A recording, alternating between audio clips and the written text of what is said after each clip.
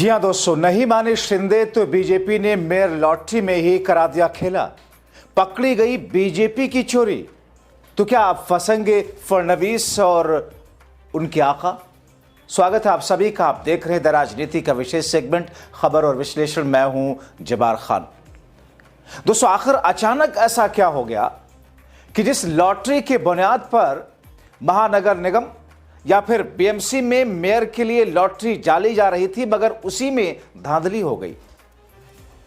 दोस्तों, बड़ी दिलचस्प खबर है, क्योंकि जो खबरें अलग अलग तरह से छन छन के आ रही हैं, उसमें यह कहा जा रहा है कि जब भारतीय जनता पार्टी और शिंदे के बीच में अलग अलग दौर की कई सारी बैठकें हुई, यहां तक कि शिंदे और दिल्ली में अमित शाह के बीच में भी मुलाकात हुई, बैठक हुई, लेकिन उसका सॉल्यूशन निकला नहीं।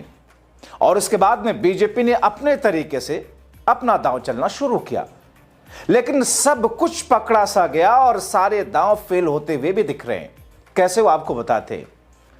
दोस्तों, बीएमसी में अब मेयर महापौर कोई महिला ही बनेगी। सबसे पहले आपको तो मैं ये साफ कर दूं, यह पद महिला ओपन कैटेगरी के लिए रिजर्व कर लिया गया, लेकिन इसे लेकर के एक चौंकाने वाला जो खुलासा हुआ, उसने सबको सकते में डाल दिया। बीजेपी और सत्ता पक्ष पर दलित आदिवासी विरोधी ठप्पे पर और मोहर लग गई।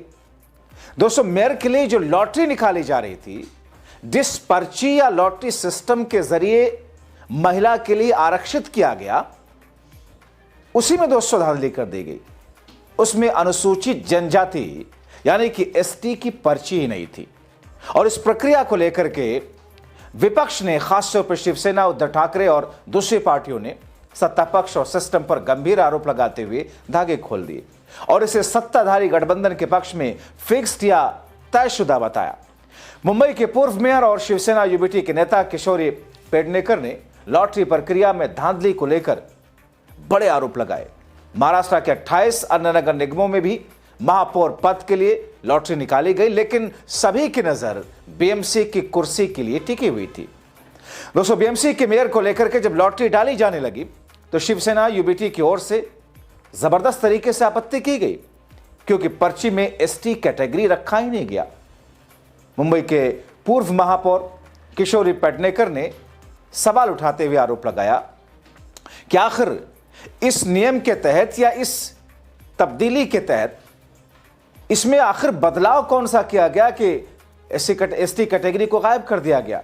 क्यों आखिरी समय में नियम बदले गए? एसटी कैटेगरी के लिए न्यूनतम सदस्यों की संख्या की शर्त बदल दी गई। मुंबई को एसटी कैटेगरी में जानबूझ करके नहीं रखा गया, क्योंकि सिर्फ शिवसेना यूबीटी के 2 पार्षद ही इस वर्ग से हैं। उन्होंने दावा किया कि यह सब सत्ताधारी गठबंधन को फायदा पहुंचाने के लिए किया गया। पेडनेकर कहते हैं, मुंबई में कई ऐसे इलाके हैं जहां ओबीसी समुदाय रहता है, हालांकि लॉटरी में उनके प्रतिनिधियों के नाम वाली कोई पर्ची शामिल नहीं की गई। यह गलत और अस्वीकार्य है। पेडनेकर ने वॉकआउट के बाद में यह आरोप लगाया कि ड्रॉ पूर्व निर्धारित इरादे से आयोजित किया गया था और इसे ओबीसी और एसटी के साथ में अन्याय वाला एक कदम मानकर भारतीय जनता पार्टी और सत्ता पक्ष ने कदम उठाया। दोस्तों, मुंबई के पूर्व मेयर ने कहा, ओबीसी समुदाय के साथ अन्याय हुआ। हम लॉटरी प्रणाली की कड़ी निंदा करते हैं। यह प्रक्रिया जानबूझकर निष्पक्ष प्रतिनिधित्व से वंचित करने के लिए बनाई गई। और वो कहते हैं कि विपक्ष इस फैसले का विरोध जारी रखेगा। शिवसेना यूबीटी ने कहा कि सरकार ने एसटी वर्ग से न्यूनतम सदस्यों यानी कि पार्षदों की संख्या की शर्त को संशोधित कर दिया, वो भी आखिरी समय में। जैसे कि कम से कम 3 एसटी कॉर्पोरेटरों की जरूरत वाली शर्त जोड़ी, ये बदली गई। ये बदलाव जानबूझ करके भारतीय जनता पार्टी ने किया ताकि मुंबई एसटी कैटेगरी में ना आए।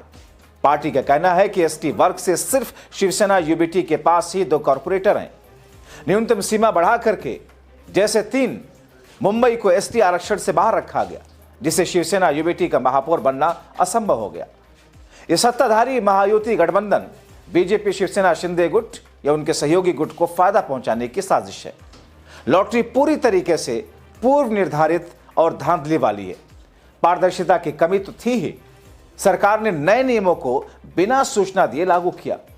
कुछ बयानों में उन्होंने सवाल उठाया कि पिछले 2 कार्यकाल 2017 और 19 में ओपन कैटेगरी होने के बावजूद इस बार ओबीसी कैटेगरी क्यों नहीं लगाई गई, जिससे ओबीसी महिलाओं के साथ अन्याय हुआ।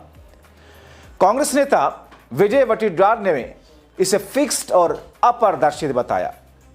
दोस्तों, दरअसल शहरी विकास विभाग के राज्य मंत्री माधुरी मिसल की अध्यक्षता में हुई इस लॉटरी में मुंबई को ओपन कैटेगरी में रखा गया, जहां पहले से ही महिला आरक्षण का प्रावधान लागू है। राज्य में कुल 17 महानगर पालिकाएं ओपन कैटेगरी में आई हैं, जिनमें से 9 में महिला महापौर होंगी। मुंबई के अलावा पुणे, पिंपरी चिंचवड़, पीसीएमसी, भिवंडी, धुले, नवी मुंबई, मालेगांव, नांदेड़ और मीरा भाईंदर में भी महिला महापौर नियुक्त होंगी। दोस्तों, आपको बताएं कि ओबीसी आरक्षण वाली महानगर पालिकाओं में इचलकरंजी, अहिल्यानगर, कोल्हापुर, चंद्रपुर, जलगांव, अकोला, पनवेल, उल्लासनगर शामिल है, जिसमें से चंद्रपुर, इचलकरंजी, अकोला और जलगांव में ओबीसी महिला महापौर होंगी। थाने और भिवंडी, निजामपुर में एससी कैटेगरी का महापौर चुना जाएगा। मगर दोस्तों, लॉटरी में धांधली पर हंगामा मचा हुआ, लेकिन बीजेपी और सत्ता पक्ष इसे महत्व देने को तैयार नहीं। और फिर वो कहते क्या है थेथरे के अंदाज में। राज्य मंत्री माधुरी मिसल इन आरोपों को खारिज करते हुए कहते हैं कि सरकार ने सभी आपत्तियों पर ध्यान दिया, लेकिन शिवसेना यूबीटी के दावे बेबुनियाद हैं। पार्टी को केवल वही आरक्षण चाहिए था जो उनके अनुकूल हो, प्रक्रिया नियमों के अनुसार पूरी गई है।